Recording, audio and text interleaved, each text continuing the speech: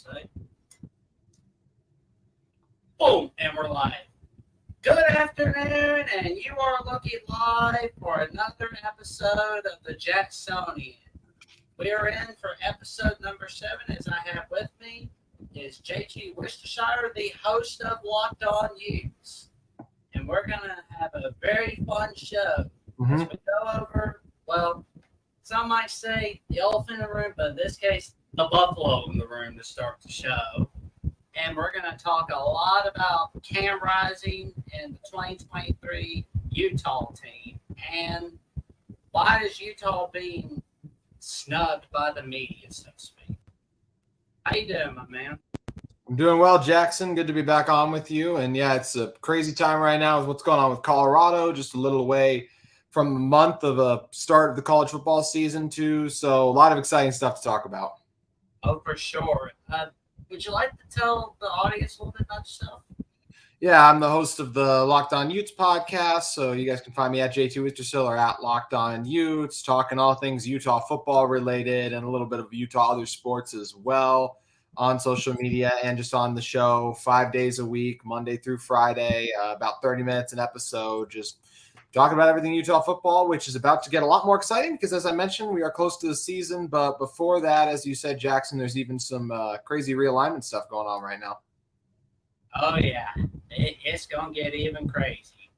So, when this headline broke out, what was your reaction when it happened? I was shocked. I had been someone for a while that, and just based on everything we'd been hearing, I just didn't think we would see a school leave until the media rights deal has gotten done, because in terms of what we like, there has been no change in the media rights deal. So therefore nothing has changed since the last time the rumors of Colorado leaving the conference persisted in June, in May, and all the other months. Nothing had really changed. So to me, they hadn't left before. Why would they leave now? Well, the reason it seems to be is because the difference is the timeline. That was back in May. That was back in June, which they were already felt like, okay, we're pushing a deadline a little bit. We got the season coming up. We don't want to have to worry about a media deal. We want to just be worried about football, and we want to have our place in our future in college football secure. And I think that's why you see them going over to Colorado, from going over and joining the Big 12. It sounds like from everything we've heard is that they just wanted to go somewhere where there was a media rights deal in place. They felt it was a more safe and secure option for them overall. So I was absolutely shocked. I was someone who'd been saying I didn't think Colorado was going to leave, and I especially didn't think they were going to leave until there was any new information. But the fact that there was no new information on a media rights deal seems to be the reason they left, and I can't blame them for that. I think it makes a lot of sense for them business-wise in terms of, look, they're going to get $31 million per year, I believe it is, once this kicks in 2024. There's been a lot of rumors floating around about what the Pac-12 number is going to be at. Some have said higher. I have a hard time believing that at this exact moment the Pac-12 is going to get over $31 million, just with everything that's persisted. And if they had a chance to get more than that, I just don't know if Colorado would have left. I feel like they've done enough of their homework. When you are making a decision this massive as changing conferences, as they have a history doing now, they did it before, obviously, you have to be informed on everything. I feel like they are informed, and they felt like they made the best decision for them. So I was absolutely shocked, but now that I hear the reasoning, it makes a lot of sense for them, and it'll be interesting to see, because look, I believe it was one 10-win season in the Pac-12 overall. 2016. Yeah, 2016. I mean, and Deion's going to bring a lot of excitement. I think he's got a chance to bring them back a little bit, but there's a lot of new in the Big 12 right now. I'm just interested to see, we're seeing a lot of this new transition, right? Power 5 to Power 5 jumping. I'm interested to see how long it's going to take some of these programs to get up to speed. Is Colorado going to be in the Big 12 championship game as soon as the 2024 season? I would be surprised, but you never say never, right? So I am shocked by the news, but it's kind of the world we live in now. Just around this time last year, right, we were all shocked by the news of USC and UCLA leaving for the Big Ten. So expect the unexpected when it comes to college football. What's the plan for Utah, and what should they do now? I think the plan for Utah is to wait, which I am completely good with. There are a lot of people who will tell you, I shouldn't say a lot, but there's at least a lot of people in my comments who like to say Utah's going to end up back in the Mountain West. Utah coming off back-to-back Pac-12 champions. I heard that yesterday on a Big Game Boomer Twitter space. They're like, oh, Utah's going back to the Mountain West. I'm like, I'm sorry. Have you seen them play? No, they're fine. And I really like the Mountain West. I think it's a good brand of football. Everything. This is no disrespect to them, but it's not Power 5 football. That's a fact, right?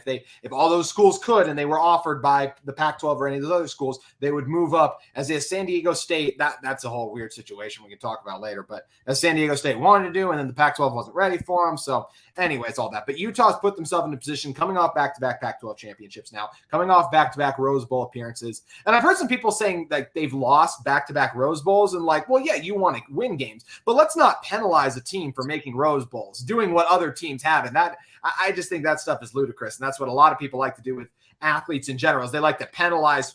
People bring up LeBron's finals record. And look, I'm not here to say like LeBron, Jordan, the GOAT. I'm just saying it seems weird to me to criticize someone for making it farther than like a lot of other players have and ended up losing still, when players have lost in previous rounds and then they get off free. I just think that's kind of a strange line of thinking in general. But for going back to Utah, the question you asked, I still think what's best for Utah is to wait, see what the media rights deal is. It sounds like the reason Colorado left, from everything at least I've heard, is that they've just from reading. I'm not saying I'm connected and like talking to someone at Colorado. I'm talking about what I've seen on social media and what's been reported, is they got antsy and they wanted to go where there's stability in a media rights deal. I understand that line of thinking, but look, Mark Harlan was at Pac-12 Media Day. He was the representative of amongst the ADs picked by Commissioner Koliakov to stand up there and stand firm in the Pac. I do not think the Pac-12 is dead. I think they still got a chance to be fine. I don't think, like I said, I don't think the media rights deal is going to come in at $31 million, but I still think there's a chance it will be right in that 25 to 30 million range, because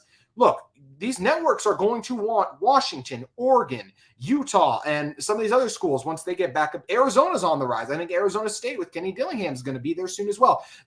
Networks are going to want to broadcast these games because, yes, you want the Big Ten, the SEC games first, but after that, you want the teams that are going to win and be producing at a high level. And especially, you're going to want teams that are going to be in the college football playoff. And because of the way the new bowl structure is going to work, the new college football playoff structure is going to work, we are going to be seeing a Pac-12 team in the postseason every year going forward now, because the conference champion will be able to go in. And that's another reason why I want Utah to stay in the Pac for right now, barring an implosion, right? If another school leaves, which doesn't seem likely, because I think if Arizona was going to leave, I think they would have made this announcement together. At least that's my opinion, kind of like what we saw last year when USC and UCLA left together. I don't feel like Arizona is going to leave today, let's say. It definitely could be something that happens in the future. Can't rule anything out with the way conference realignment's going right now, but just with the position Utah's in, I feel like they're set up for success in the Pac-12. They are, and whatever we're going to be calling it now, right now it's the Pac-9 at the moment, with all the change and everything going on. But I feel like Utah's set up for success in the Pac. I like them waiting out a deal. I like the opportunity for them to continue to get to the college football playoff. I think that's something that's really appealing, just start to with that expanded format, which I think they're a lot better set up to do with even, let's just play the number game, 9-game. Jackson, what's the Big 12 up to now with the addition of Colorado? 13. So yeah, I mean, there's 9 schools versus 13 already, and is it really only 13 when you? I thought it was even more than that. Yeah, for right now, but even just in general, it's even less teams, a better opportunity to get in the college football playoff. I've someone who I've said for a while, I thought originally we were going to be heading for super conferences. Maybe that could change. I still feel like that's where this is eventually going to end up. But I want Utah to wait, stay patient, get all the facts, do what's best. I don't think Utah and the other Pac-12 schools feel this pressure and the urgency that it sounds like that Colorado was. And just because of the level that Utah is operating at, I just don't have a fear about them missing out and being left behind. If I'm wrong, I'll own it. I was wrong about Colorado leaving, but I think it's best for Utah to wait and remain patient. And I trust Mark Harlan and President Randall, who are making this decision for Utah athletics. I'll be honest, I don't know who that 14th team could be, but Utah would be a great candidate because, they bring a lot to the table. If you put Utah in the Big 12, the BYU-Utah rivalry would be back on rivalry week as a whole, and it would make a lot of money for the Big 12. For sure. Yeah, that's the thing that appeals to me most about joining the Big 12. I've actually said that on my own show, is the opportunity to renew the BYU-Utah rivalry. Not the opportunity now to renew the Colorado-Utah rivalry since Colorado just left. That was it just wasn't a rivalry. The fans didn't really care.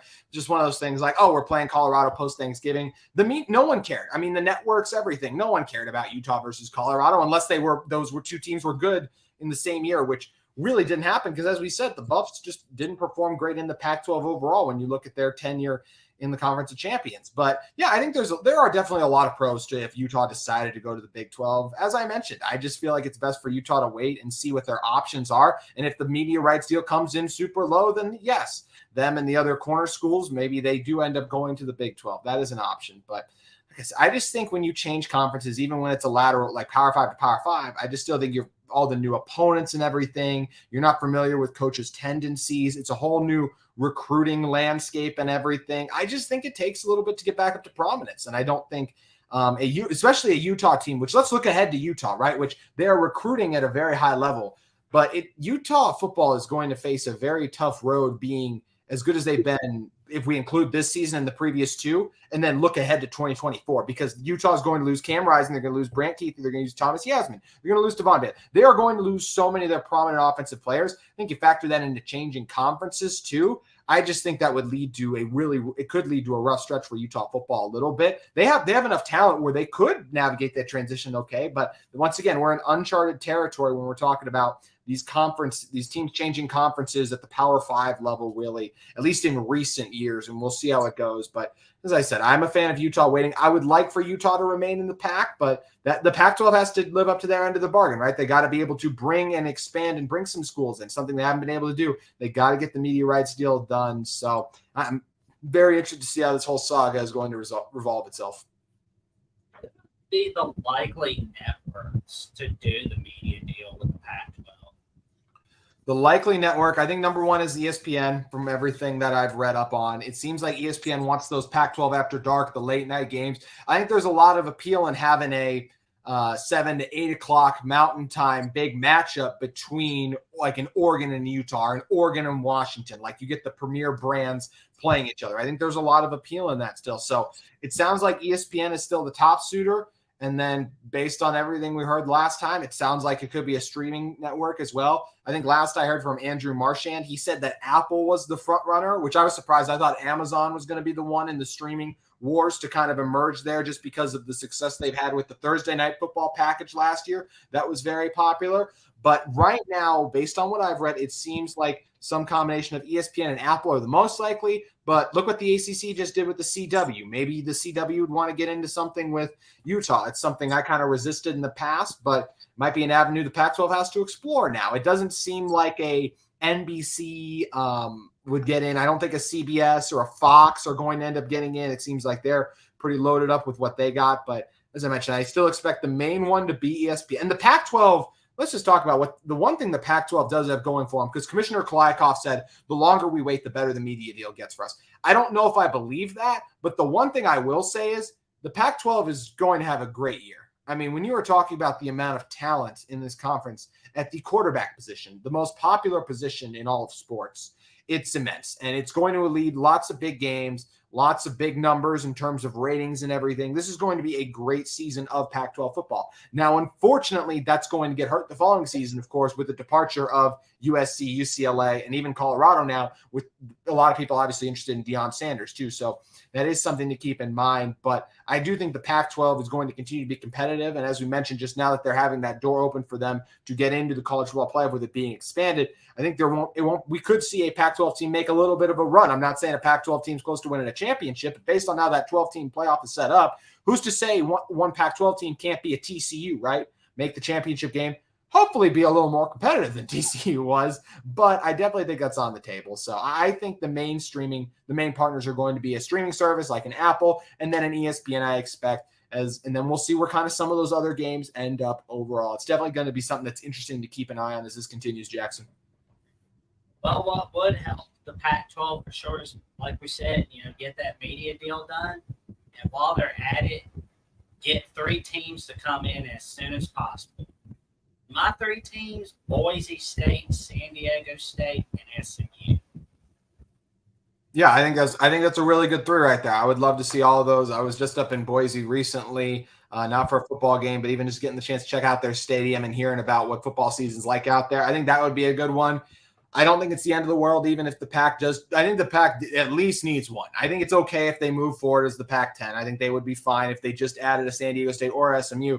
But I agree with you. The more the merrier, honestly. So I think it would be good if they could add those teams. And I know SMU especially. And I played high school football in Texas. I'm biased to Texas, but I just think being in a state like Texas, especially when you're losing a little bit of the California market you're just losing the Los Angeles market straight up with UCLA and USC departing. I think it'd be nice to get in the Texas market because there are so many overlooked players in Texas, I feel like, just because of how many people there are in the state. It's one of the top high school football states overall. I think it'd be really good for the Pac-12 to get a footprint there and in the Dallas area as well, where there are a lot of really talented players. And I think that would help the conference overall. It's something Utah's done a good job of, is recruiting Texas. But just in general, I think getting in the Texas area and market would still be very good. I think SMU is a team that, look, they've been down for a while, but get the right coach in there, the right things going. I think that's a program that I'm not going to rule out and say there's no way they could ever win a hypothetical Pac-12 championship, because I think at the time, no one really thought Utah would have been able to win a Pac-12 championship when they first moved into the conference.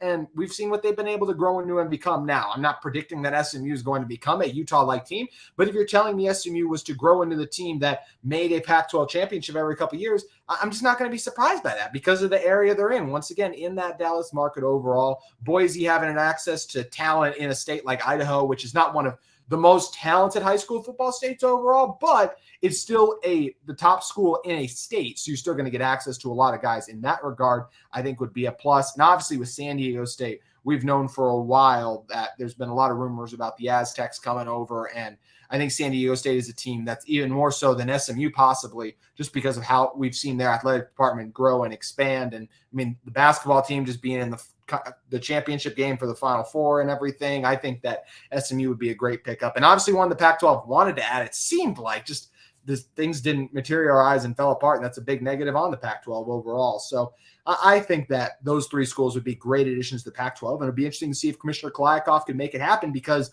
the Pac-12 has to make some moves or else they do risk falling behind. And potentially, even as unlikely as I think this is, it's still a possibility to say the conference could still fall apart. Yeah. That could happen. I don't want to see it go down the way. I'd be really surprised. More surprised than I was with the Colorado thing. But whenever you're losing teams like this, they've lost 3 teams in just over a year now. And the longer the media rights deal thing drags on, it's definitely a possibility. It's not as likely as I think some random people on Twitter will make you us believe. But I've learned in college football, the college athletics world, never say never, because we've been proven. I mean, who would have thought going back to Texas and Oklahoma going over the SEC at the time? Like, it's the world we live in now, Jackson. For sure. Hamas Hero is in the chat wishing us a good afternoon. Good afternoon, Jackson and JT. And a good afternoon to you too, Hamas Hero, my man. Austin Williams coming by saying, what's up, everyone? I feel for all Utah fans, that schedule is rough. Austin is 1,000% right. We can talk about that in a second, but he is 1,000% right. It's what's going to make Utah's chances at three-peating very difficult, but I will say not impossible.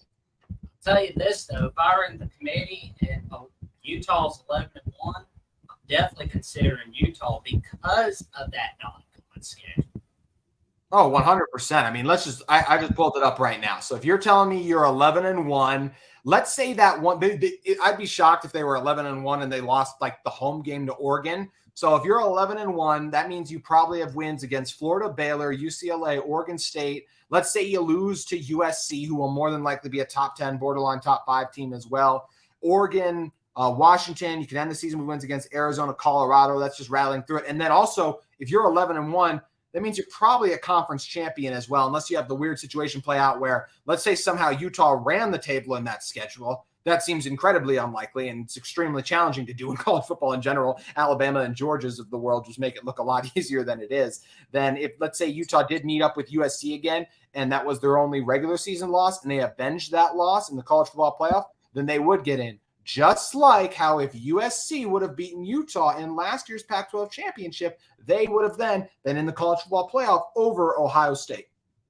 Oh, yeah, like Caleb Williams had that beat Utah thing on his nails or something. He did. Yes, yeah, he did. That ended well. Yeah, don't be doing that, man. But I have a feeling he's learned his lesson. Utah taught him that. And I will say this about Caleb. I know a lot of people don't love Caleb that are from Utah because of everything there and all of that. I'll say just in terms of an athlete having like that mindset about their opponent, I don't have a huge issue. Now, I'm not advocating painting on the nails, obviously. A message like that about your opponent, I just think writing something that demeaning of your opponent, I don't think you need to do that. I think you should have that mentality when you're facing them in a game, but you can just keep that in internally and in the locker room kind of. But I will say I'm the rare Utah fan who's a huge fan of Caleb Williams. I think he's extremely talented. I think he is absolutely worth the number 1 overall pick in the NFL draft. I was lucky enough to watch him play twice last season. He made some of the most impressive throws I've ever seen a quarterback make in person. I think he's the real deal. I think he's got a great chance to repeat as a Heisman Trophy winner. And there's a reason when I was just rattling through Utah's schedule off the top of my head, I pointed to that USC game as a loss, just because with players as good as Caleb Williams, as good as I think Utah is going to be this season, it's just very hard to go into a place like the Coliseum, I think, where it will be rocking for this game. And it's just hard to beat a player like Caleb Williams' caliber 3 times in 2 years. Yeah. Well, Austin has a question, and this is a question I was thinking about as well. So, do you believe that Utah will three-peat as Pac-12 champs? I personally hope so for Cam Rising, maybe a playoff berth. Yeah, it's a great question, Austin. It's one of those this is where it's so hard. I mean, you guys see all the Utah stuff in the background. So obviously I'm very pro Utah. I would love for Utah to three-peat as conference champions.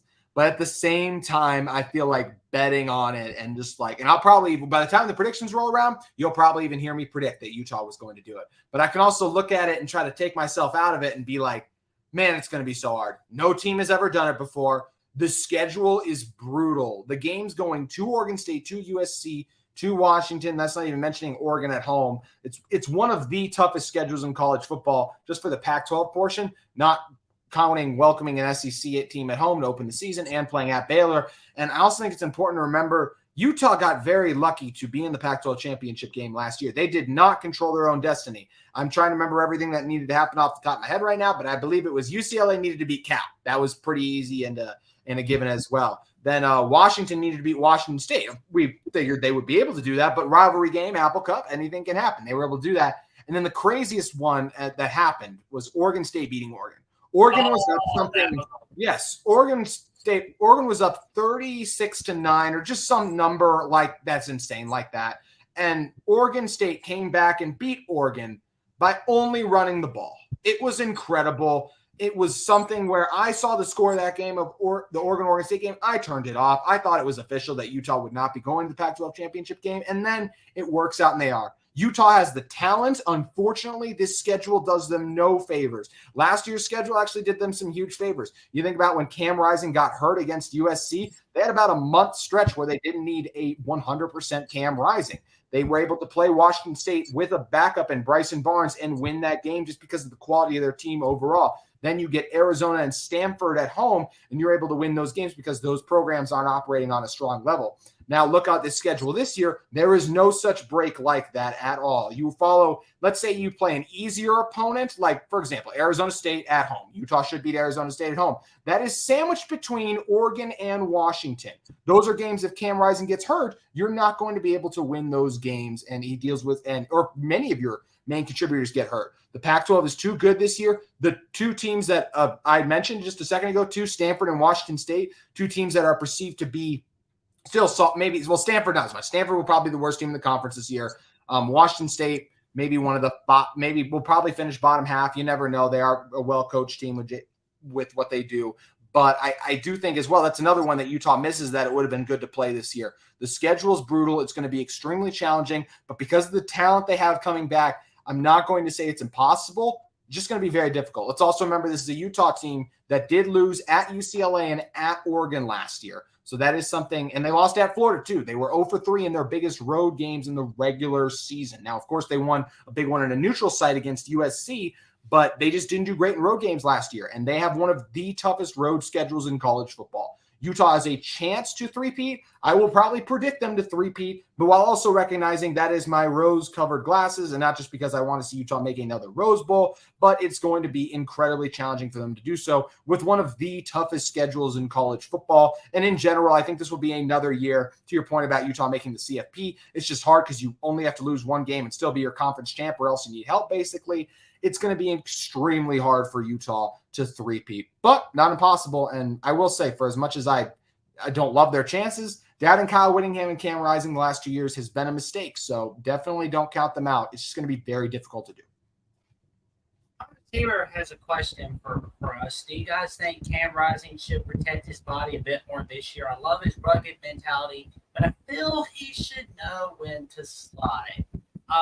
Yeah, there's another part of the question I wanted to ask you.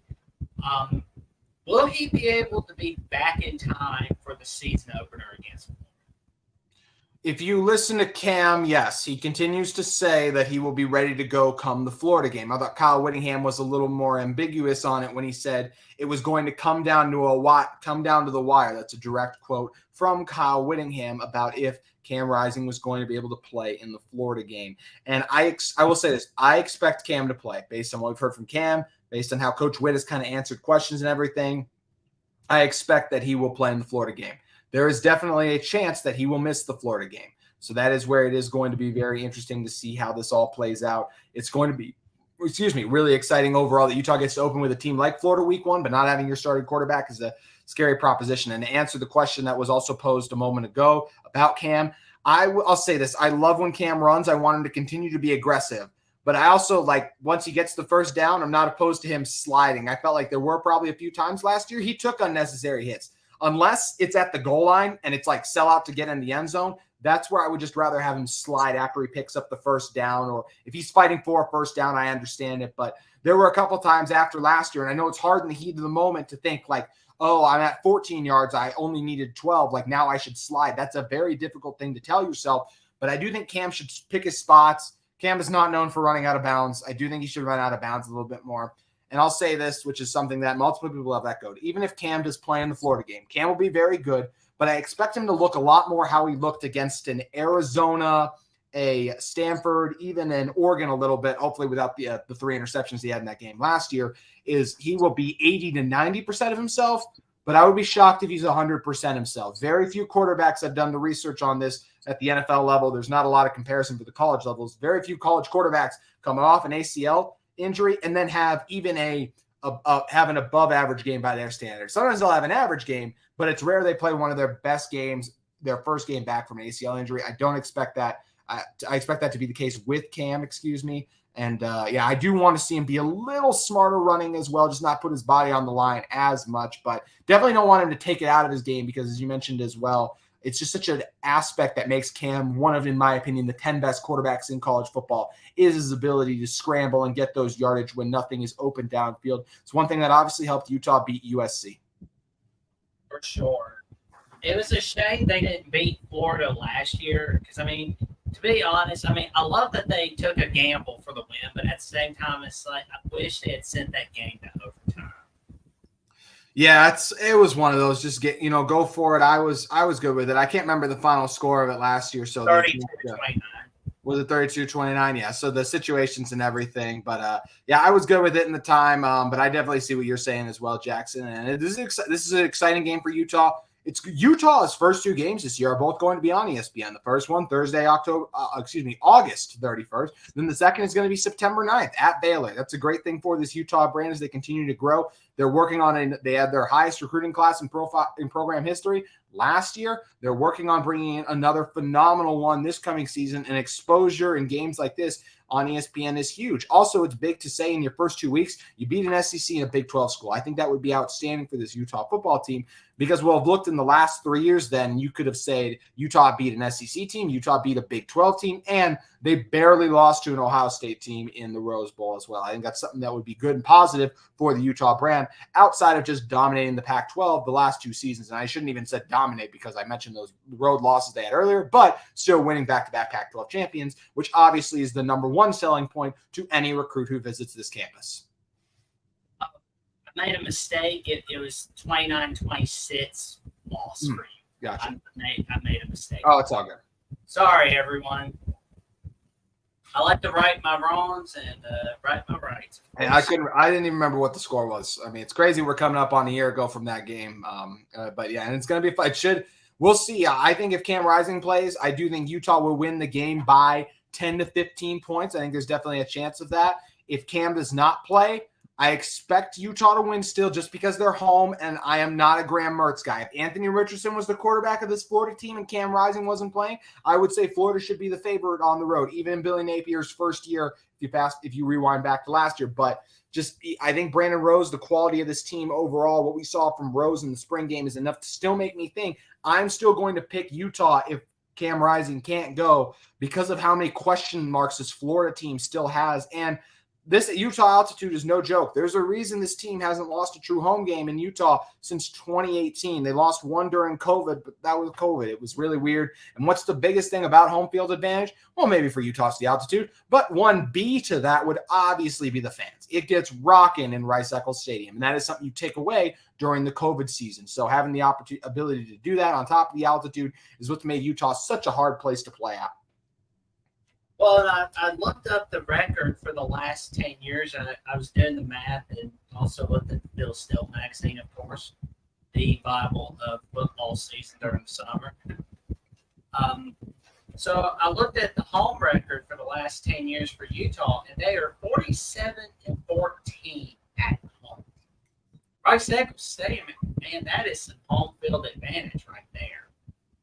Yeah, it's an exceptional home field advantage. The fans are great. As I mentioned, the altitude is no joke. I'm obviously not a college athlete, so I'm not in that kind of shape. But I still remember the first time I moved out to Utah and I went even just on a walk/run. I didn't go far at all. I was like, what is wrong with me? Why am I out of shape? And then I remembered what's up with the altitude out here. It is a difference, just like it's totally different going down to Florida like Utah did last year. And especially defensively, they really struggled with Florida, just missing so many tackles. And I felt like a part of the slippage and that lack of technique was because of the fatigue from playing in that type of heat overall. So the altitude that Utah provides, the fans that they provide, it gets rocking up there. It's a great home field advantage. And look, as I said, it's going to be very hard for Utah to three-peat as Pac-12 champions. It's not crazy to think Utah can keep the home streak alive. In fact, I would probably predict they will because all they have to do is beat Oregon at home. Oregon's a very good team. That's not going to be easy to do. Oregon was also a very good team on paper when they came in as the 3-ranked seed back in a third-ranked team in 2021. And what happened in that game? Utah absolutely steamrolled them. Even if Utah does not make the Pac-12 championship, I think the last time I did my schedule prediction, I had them at it was either 10-2 or 9-3. I go back and forth depending on Cam's availability. As of right now, I'll probably go 10-2 which I'll peg the losses as the Oregon State game and the USC game. And I may even say Oregon State. Actually, I said Oregon State, Washington. I'll go Oregon State, Washington. I could go the USC. They're probably going to go 1-2 in that tough road game stretch overall, but I think they have a very winnable path at home. At Florida to open the season, I was just talking about the Graham Mertz issues and just in general. Look, they're talented, especially in the trenches. They still got some players. This Utah team does as well, though, and they just don't have the skill position players. Running back, okay. They don't have the receivers that scare me already with the Graham Mertz factor. This is a very good Utah defense that returns a lot of talent. And then Florida defensively, they have playmakers at every level, guys who are capable of stopping, but this Utah offense is just operating at a better and a higher level with more pieces coming in. And the other hard part for Florida is going to be this is their first game with a lot of these transfers getting mixed in for them, and it's on the road as well, which is always a tough place to play. So you get the Florida game. They're going to beat Weber State. They should beat UCLA. I mean, that's Dante Moore, more than likely the starter there. That's a true freshman at quarterback. Whoever it is going to be different. And I know they brought in a good running back, but you just don't replace Zach Charbonnet like that easily to me. So I think that'll take some time as well. So I expect Utah to beat Weber State, UCLA. Utah will beat Cal. We don't need to spend time on that one. Utah, it's a tough game against Oregon, but I still think Utah's going to find a way to win it.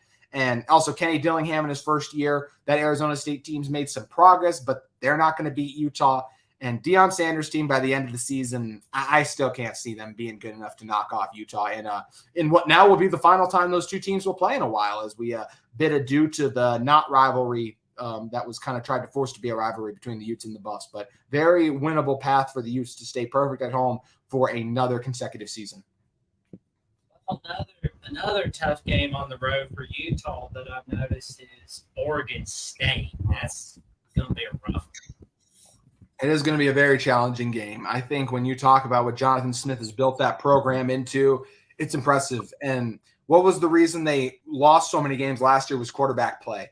Look, DJU is not a Heisman contender by any means or anything like that. I still think he is a solid quarterback. And I think he got a lot of the blame for a Clemson team that was dealing with a lot of issues. They lost their 2 coordinators last year. There was also, I just haven't seen the same level of Clemson players in the draft, right? I think they had 1 defensive lineman who went pretty high, but just in general, I haven't seen the DeAndre Hopkins, the John Ross, some of those other, not John Ross, but I forget the guy's name, Mike Williams of the world, just these really talented receivers. They just haven't had that same talent at Clemson. So I think Clemson's issues were a lot more than DJU, but DJU was part of those issues. But I just think at Oregon State, the game's not going to fall on his shoulders always, which I thought it sometimes still did at Clemson. He just isn't that guy who's going to be able to carry your offense. And I think at Oregon State, he's a guy who's going to be able to make some plays. They run the ball well. They're always good along the offensive line.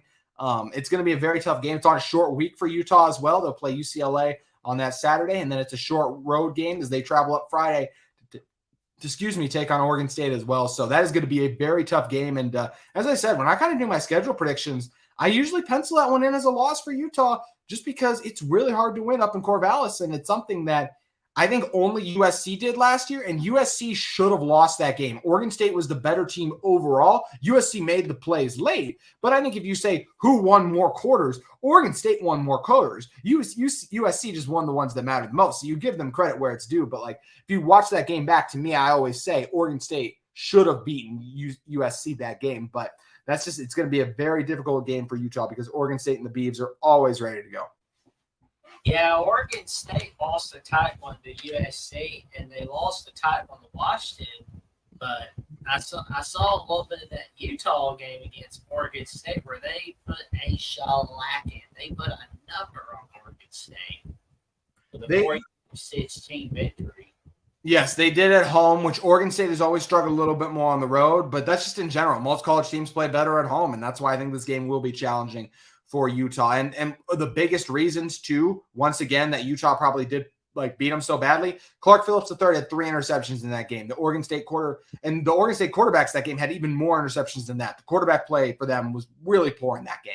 And with DJU, I just don't expect him to make those kind of same decisions, make those same turnovers, because he's going to be better supported in this offense. I feel like where it's not going to be, he has to do everything, and therefore they're going to have a lot of success, and that's going to be a very tough game for Utah. So, what was your reaction to when Cam Rising got snubbed by the preseason All-Pac-12 team? Honestly, I wasn't upset. I'm sure a lot of people watching probably were. I'm not mad about it at all. You can't find a college football list that I have seen that has Cam Rising as the 3rd best quarterback in the Pac-12. Almost any other year and almost in any other conference. Because I said, I think Cam Rising is a top 10 college football quarterback. I don't think that's a hot take with what he's accomplished and everything. I know the ball doesn't look as pretty coming out of his hands at Caleb Williams and Michael Penix, but the dude just continues to win and continues to make plays. And I did bring up Caleb Williams and Michael Penix because, look, Caleb Williams, the reigning Heisman Trophy winner, obviously going to be the first team. Michael Penix led the nation in passing yards last season. I think it makes a lot of sense why he was the 2nd team selection. As for the Bo Nix Cam Rising debate a little bit, you can take either one you want. I thought Bo Nix deserved to be above Cam Rising. I do have him slightly ranked as a higher quarterback. I think he just shows a little bit more in the accuracy department there. Cam made a ton of great plays, but so does Bo Nix as well. I mean, Bo Nix was hurt in that Oregon-Utah game last year, and he still stepped up, made plays for his team, found ways, and I thought he was incredible last year just in general. Bo Nix was. So almost any other year, I would have been irate about Cam Rising not being on this list. But this year I wasn't because, as I mentioned, it's just the Pac-12. It's the most talented conference in terms of quarterbacks I've seen in a very long time, and it's easily the best in the nation when it comes to quarterback talent for this fall. Anytime you got a guy like Cam Rising ranks 4th, are you kidding me? In almost any other conference, he'd be a guaranteed lock for a top 3 guy. And if you want to say, oh, by the end of the season, who like a Georgia, whoever is going to starting would be better, potentially. We haven't seen him play yet. So going into the season, that's why I would have Cam Rising ranked above those unknown quarterbacks. And I think it's fair to have him there because of what he's accomplished overall. He just happens to be playing in a conference where the best returning quarterbacks all came back to. So I did not feel like Cam was snubbed. I did feel Jaquindon Jackson was snubbed by not even being available to vote for on the ballot with the incredible season he had. The Utah running back who was originally a quarterback who transitioned to running back. Just his electricity at the running back position. I think he is a guaranteed pick for one of the 3 Pac-12 teams come the end of the season. I expect him to be a first-team guy. I think he's that good. I've actually said before, just because of the lack of the wear and tear and how explosive and some of the signs he's had in general, I think he's the Utah player most likely to end up as a high pick, even has a slim chance to be a first-round guy to me, just because you're talking about a running back who doesn't have the wear and tear that you'd get for 5 years at the NFL level. If he is as special a player as he's shown the signs of being, I think there's a world he could actually be a first-round pick, and he is going to have an unbelievable season. Could be one of the best backs in the entire country, honestly, I think. So, to me, it's crazy he wasn't on this list for what he showed last season, having made the transition from quarterback to running back in the middle of the year and has now spent the all-off season training to be strictly a running back. Jaquindon Jackson is going to absolutely explode this season and be one of the top running backs in college football. To your point about Cam Rising, how he wins a lot, he is 9-2 in 2021, and he was 10-3 in 2022, of course. So that adds up to 19-5. And ever since Charlie Brewer left after that upset loss to San Diego State in the first game of the overtime rules in college football from 2021 on. Yeah, I mean, Cam's been incredible. He's a winner. He's tough. He makes winning plays. He always makes the right throw. As I said, does he make the wow throws that Michael Penix and Caleb Williams does? No, but just the same, his offense is very methodical. They get a ton of first downs. They control the clock so they can keep the other team's offense off the field. He's smart enough to scramble when the yardage is there. Very good in the play action game. Still good accuracy overall. And I like Utah's receivers. I think Devon Vele is good. I think Money Parks is a solid, fine number 2. He is not operating with the talented level of the receivers that USC or a Washington has either. Now, obviously, he has better tight ends, right? When you talk about Dalton Kincaid, and then as well, if we want to factor in a guy, not in this Dalton, but even looking over to Brant Keithy and what he's going to do this fall as well. Cam Rising is a winner. And if you look at some of those losses, you mentioned the 5-2 overall, I would assume that some of those losses probably include the Penn State game, which he was taken out of at half. So therefore didn't have a chance to even go in and win it in the second half. Based on how that game played out, Penn State still probably won that game. But it was tied at half. And I'm not saying, I don't think it's crazy to say Cam Rising could have kept Utah in it, since once again, it was tied at half, and they were in that game because of how special Cam Rising was playing. That's why the offense fell apart without him, because the other players weren't stepping up and performing. Cam was the only one who was performing at that level. He allowed them to stay in that game. And then the other loss, if we look and go back on, would be the one against in the Rose Bowl, where once again he was taken out of the game. And that drive still ended the same with Bryson Barnes scoring a touchdown. But still, if Cam Rising's in there, maybe Utah does it a little quicker. Maybe there's a little bit more time for them to work with at the end of the game, although Ohio State was able to kill some clock at the end as well. But either way, Cam is a special player, and Utah is lucky to have him back, because if he wasn't back and you're breaking in a new quarterback, this is not the year to do it with all the returning talent in the Pac-12. Well, in that other loss in 2021 that Utah lost, and with Cam Rising, they lost at Oregon State. That was another one. Yes, they did. Good Oregon State team. Yeah, they're a pretty funny team for some reason. They're a fun team to watch.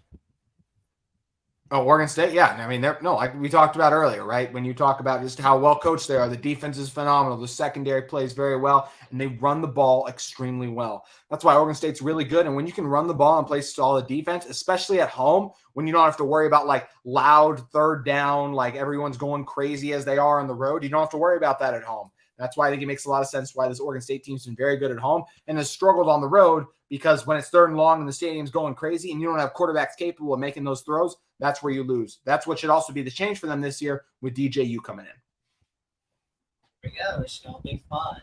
So, my prediction for Utah, unfortunately, I have them at 9-3, but to be honest, I would like to see them three-peat in the Pac-12.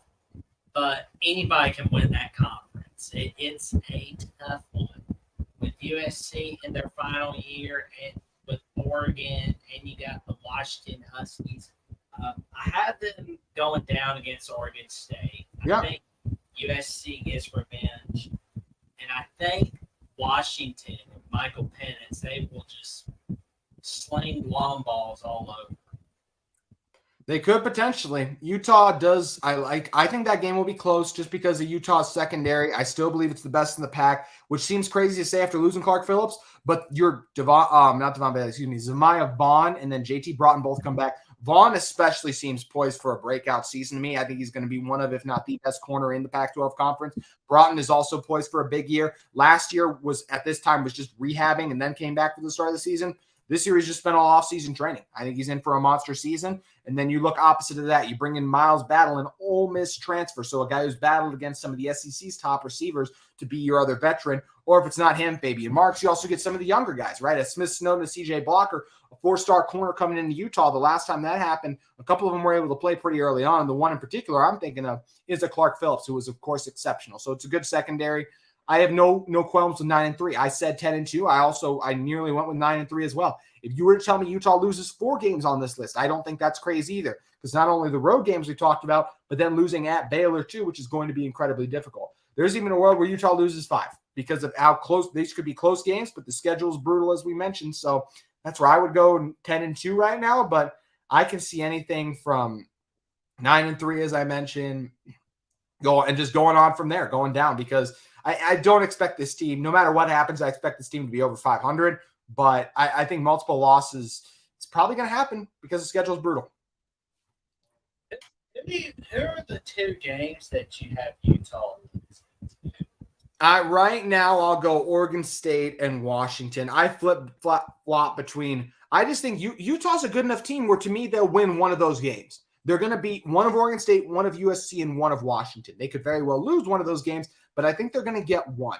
So right now, I'll go Oregon State on the short week, and they'll lose at Washington, and I'll go they find a way against USC. But even earlier, I was talking about, like, just off the top of my head, like, what's Utah's most likely loss? It could also be USC. So that's where there's just a lot of factors in play. I can definitely see Utah losing all 3 of those, but I just like Cam Rising. I like this team. I like their resiliency. They always find ways to win, and I just have a hard time seeing them lose all 3 of their biggest Pac-12 road games. I know they lost their 2 biggest last year, but we're just with some of that talent returning on defense. By the time they get to those road games, Cam will be back to 100% or whatever level he can get to it at after battling out injuries just that occurred during the college football season.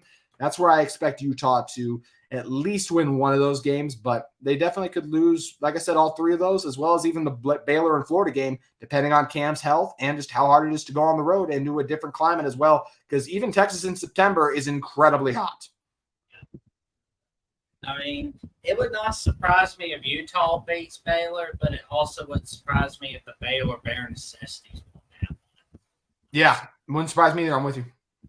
It's like, it's going to be a great game. It's going to be a very underrated game that not a whole lot of people are thinking about at the moment, because they'll probably be watching Nebraska, Colorado, at the time, because they're going to be like, oh, it's on midnight kickoff.